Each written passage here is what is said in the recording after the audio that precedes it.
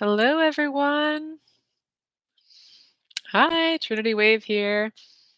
I'm grateful that you could join me today. Today, I have a talk about empathetic communication and MBC. And before I get into that today, I would just like to take a breath. So, if you're joining, I invite you to take a breath with me. So, inhaling through the nose and exhaling through the mouth.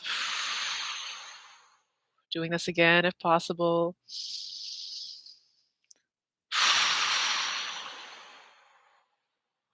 Great, thank you. So, I'm going to do a little introduction here. I am very grateful that I get to share about NVC and nonviolent communication and empathetic communication. I'm grateful that these things have come into my life.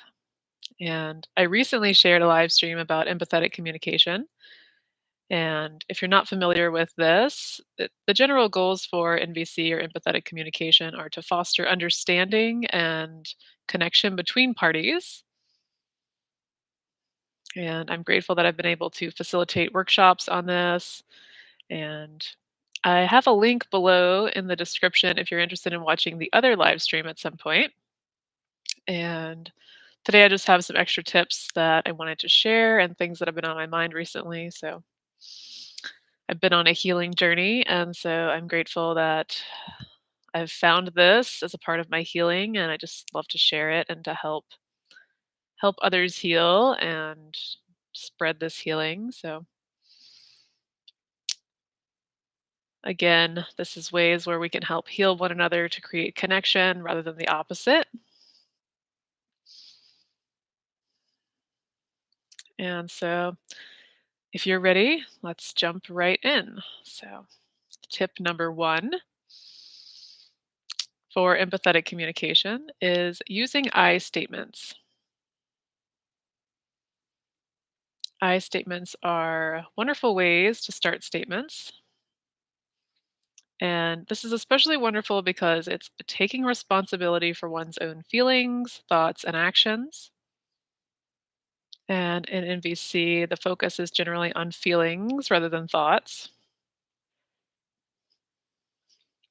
And anytime I say NVC, remember I'm just talking about nonviolent communication. It's just an acronym for that. But in certain situations, it may be it may be important to communicate thoughts at certain times um, to help share a little bit more. But an example for that in NVC might be like, I thought I heard you said blank, and I felt blank. So it's kind of getting into the deeper aspect there. And once again, these I statements are coming back to focusing on one's own experience and speaking from that personal experience rather than projecting guesses or motivations on others. So, another example of a general statement to start out with MVC is I am noticing. And this can be to observe a situation or interaction or possible emotions coming up for oneself.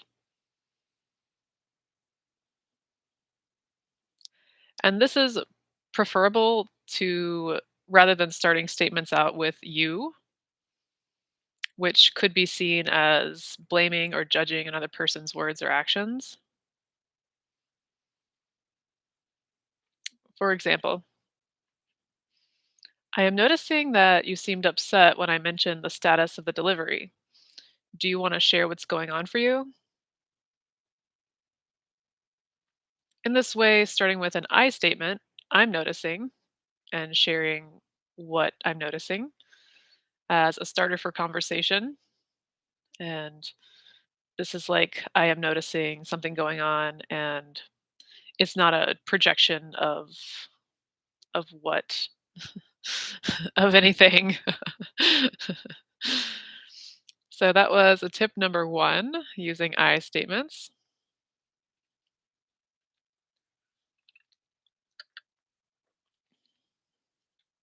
And moving on to tip number two, being aware of the language that one is using.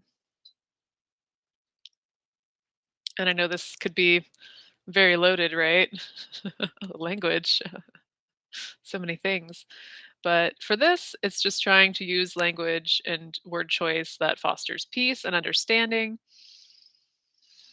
between one another, rather than using language that mentions that could be derogatory in some way, either for a person's race or gender identity or sexual orientation or religion, which may not be helpful to that person or situation.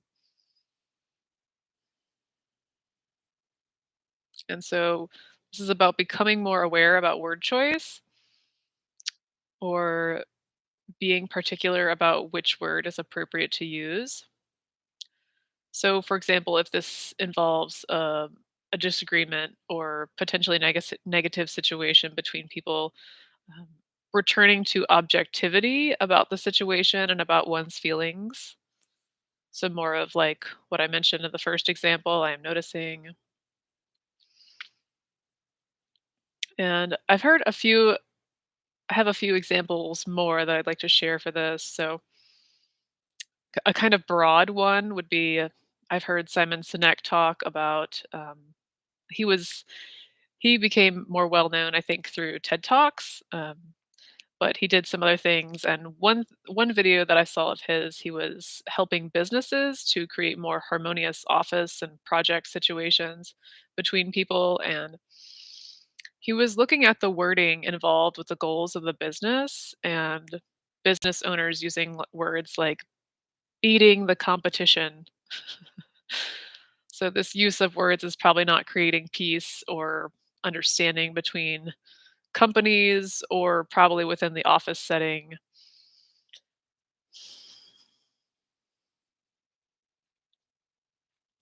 And to go further with this about word choice, thinking about even the words like right and wrong. So these may seem to suggest the idea that there is only one way to do something, but I believe generally there's more than one way to do something. There can be many ways to do a certain thing or to have a goal to be accomplished. And I think by only at looking at things in a strictly black and white way, like good or bad, for for example, an idea that these people are good and these people are bad. I don't think that this is fostering connection between people. And the same thing could be said for using terms like right and wrong to describe behaviors. Because if one considers that each person has a unique perspective, then perhaps what may seem dangerous to one person may see may seem completely normal to another person. And I have a silly example for this, so bear with me, but this is just kind of getting into a topic I'm going to talk more about. But so, for example, say there was a stunt person in a movie, and motorcycling through fire for this stunt person is easy and enjoyable. Whereas the actor playing the part in the movie, that idea of motorcycling through fire may seem extremely dangerous, to the point that this person would rather lose their role in the movie rather than having to do that.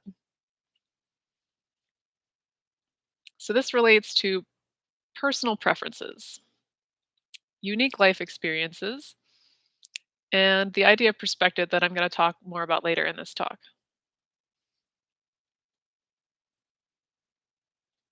So going back to that idea of right and wrong uh, as black and white thinking and word choice. So this is word choice that doesn't generally create or foster understanding between people. And I think that it would be helpful to replace those with more descriptive ways to discuss personal boundaries and preferences rather than placing judgments on others.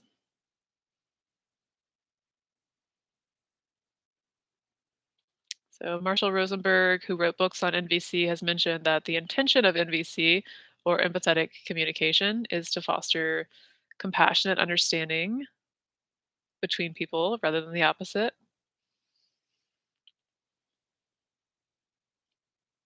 And just be aware that, I mean, people have said this before, but, and I've probably said this before in other talks too, but this is like, if this is new to you, or if this is a journey that you're on, just know that it can be like, to a certain degree, it can almost be like learning a new language.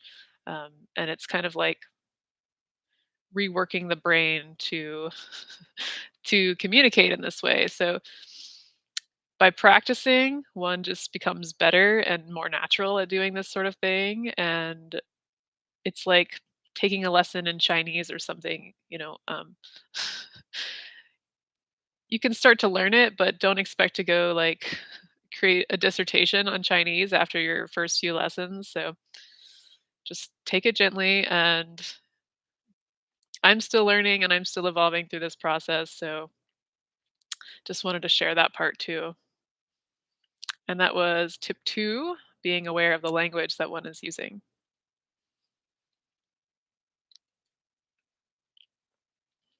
So feel free to type in the chat how you're enjoying this so far. So moving on to tip number 3. And tip number 3 is reflecting back or repeating what the speaker has said. So if having a conversation with someone and one is wanting to do empathetic communication with this person, um, one can really listen to the words that they are saying. So, in a situation with a speaker and a listener, for example, the listener has the opportunity to repeat back or provide a brief synopsis of what the speaker was saying. So, I'm going to give an example here, and I'm going to use an apple and a banana. I have a banana, but not an apple today, so sorry. Or I would do the little charades. um, so, for this example, the apple says to the banana, "I'm sad that you are 15 minutes late."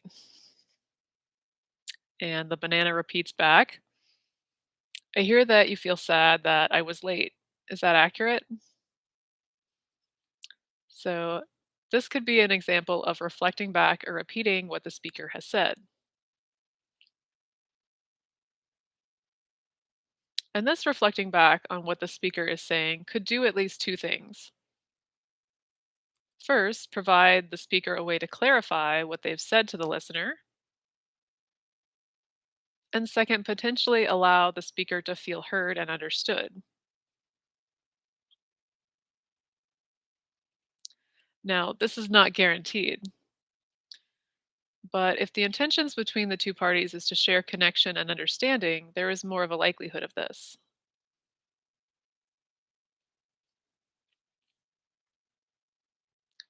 So, if the speaker is sharing feelings and needs in empathetic communication, it is wonderful to reflect back what the person is feeling or what needs that they have stated. And if the speaker hasn't shared feelings or needs, it's also possible for the listener to ask what feelings or needs they may be experiencing.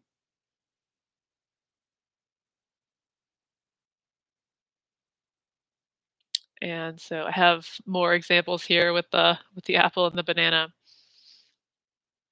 So the apple is talking to the banana in the fruit bowl. And the apple's talking to the banana, and the apple is saying a very long story about their house. And the banana wants to repeat back or paraphrase what the apple has said, but it's a very long story. And so the banana starts paraphrasing the story as best that they could. And this is just an additional tip here for people to feel heard and understood. So if a person has a lot to say and the listener wants to reflect back, it may be helpful to try to request that the the speaker pause for a moment to allow the listener to reflect back and clarify what they've heard so far. So for this example, it might go like, after the apple has been talking for a while, the banana could say, "Could I stop you for a moment and reflect back what I hear you saying?" And the apple would be like, "Sure, yeah." And then the banana would say, "Okay, I think I heard you say that the side of your house was mysteriously open. Is that accurate?" And the apple could say, "Yes, exactly." So going back to that other tip, so after hearing the speaker after hearing what the speaker has said, the listener could connect more deeply with the speaker and then ask, what needs or feelings were coming up about this situation or story. So for this example, well, an example could be something like, "How do you feel about that?" or "What do you need in this situation?" So with the example with the conversation of the apple and the banana could say something like, "Hmm, I'm wondering how you feel about that." And maybe the apple says, "I feel nervous, like someone's gonna come pick me up out of my house." And the banana could reflect that back. "I hear that you feel nervous, like someone's gonna pick you up out of your house. Is that accurate?" And the apple could say, "Yes." So the banana says, "What do you need or desire out of this situation?" And maybe the apple says, "Well, I'd like someone to patch the hole in my house so that it doesn't get so drafty in there." And the banana could reflect that back. So this was tip 3, reflecting back and repeating what the speaker has said.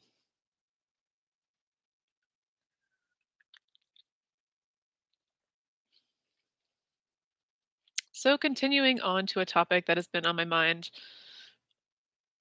recently, and this is the final tip for today's discussion on empathetic communication and NVC. And this is tip number 4.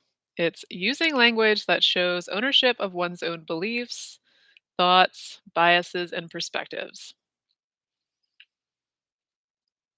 And this is just a personal one I'd like to share, but I'm not sure if it's been in one of Marshall's books, but it could be. I'm not sure.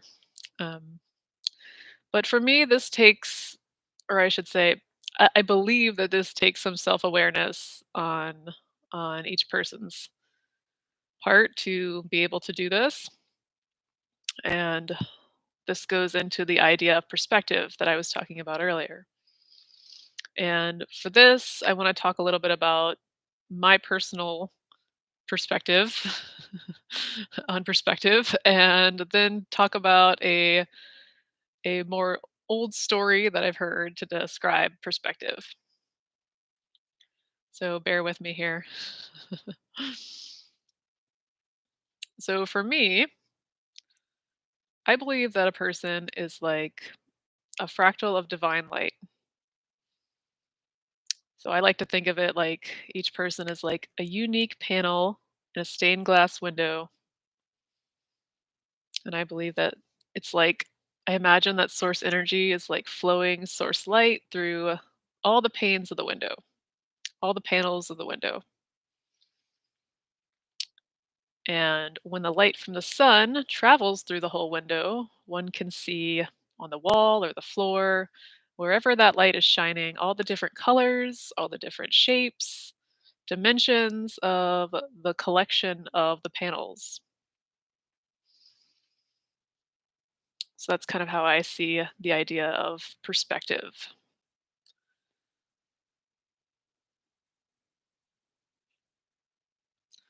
And I'd like to now share that old story that I've heard about perspective to describe this. And forgive me if it's not accurate to the original telling, but I'll tell it anyway.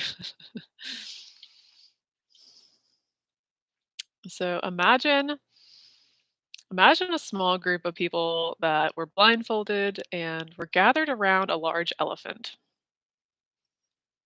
And they were given a task to connect with what was directly in front of them without speaking, and then they would return to the group later and discuss it when they weren't blindfolded.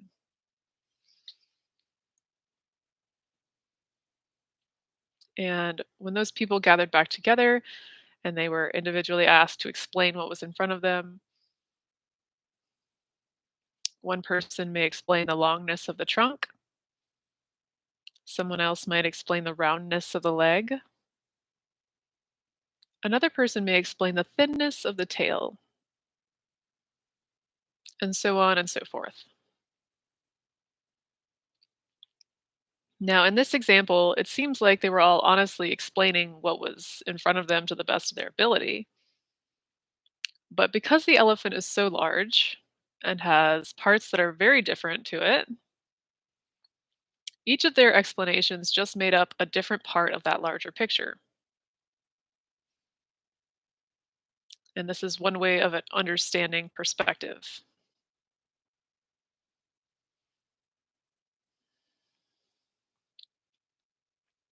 And in empathetic or nonviolent communication, one can preclude statements to show belief or perspective by saying, I believe, from my viewpoint, or from my perspective. And in this way, they're showing ownership of a belief or a perspective instead of trying to force a belief or perspective onto another person. And with the elephant example, if one person was trying to convince them all to change their perspective to believe that the elephant was thick or thin or whatever, they could all have been there all day trying to convince the other people of to change their individual perspective.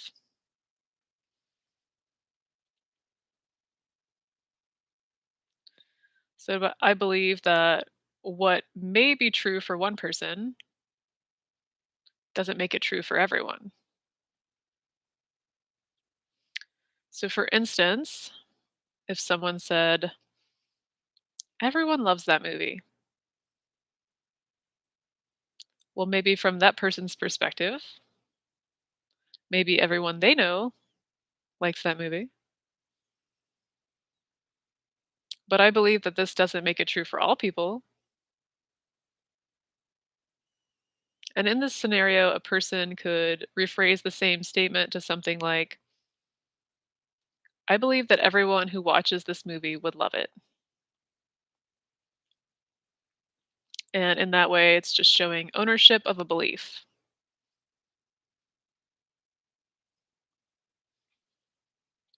rather than trying to force a belief onto others that may not resonate.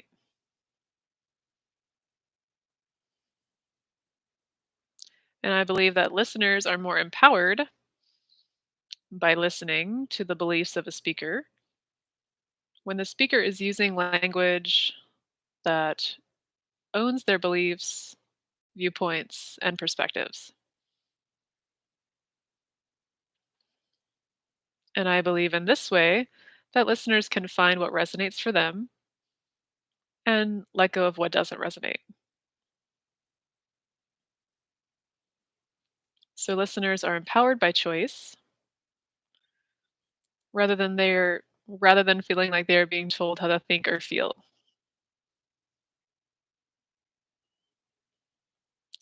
And I believe that there was once a saying that the right wing and the left wing are still two sides of the same bird.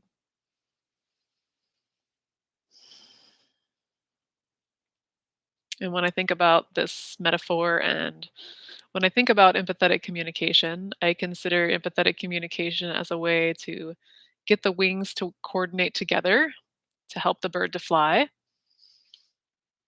because I believe that if the wings don't coordinate together, that bird may not get off the ground.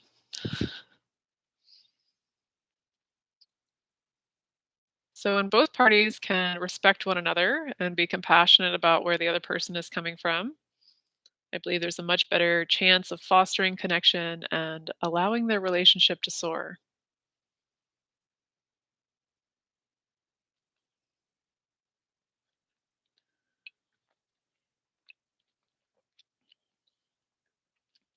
So, that was my tips today for NVC or empathetic communication. And I'll just do a little recap here to share that. So, tip number one was using I statements, empowering one to speak from one's own experience and beliefs and feelings. Sorry, empowering one to speak from one's experience and feelings, and starting out with statements like, I feel, or I noticed that. And tip number two, being aware of the language that one is using to promote word choice that creates understanding rather than the opposite. And instead of black and white thinking, like using words like right and wrong, or good people, bad people, choosing words that describe personal boundaries and preferences instead.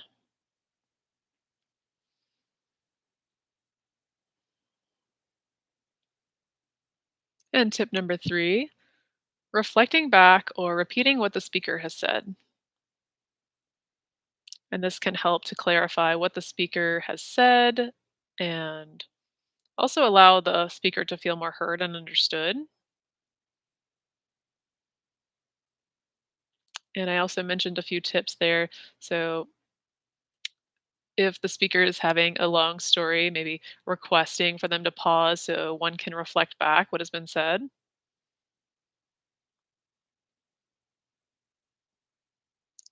And if the listener wants more information to go a little bit deeper, just respectfully asking, how do you feel about the situation? Or what do you need in this situation?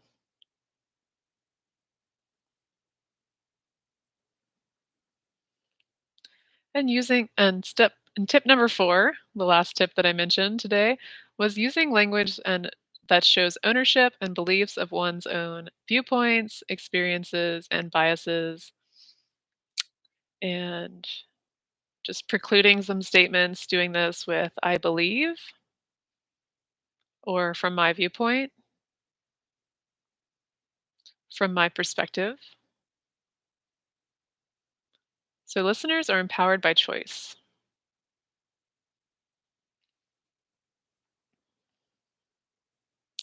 And in closing, I'm so grateful for you joining this talk on empathetic communication today. And I'd love to see how you thought about this today. So feel free to type in the chat or the comments, if this resonated with you. And if you'd like to learn more about empathetic communication, feel free to check out my worksheet that I've created around the framework for for Marshall Rosenberg's book, Living Nonviolent Communication. And it's a free worksheet, and you can check that out and download it through my website. So check that out in the description below. And thank you so much for listening today. And I'm sending you so much love and so much light. And have a beautiful day. Bye.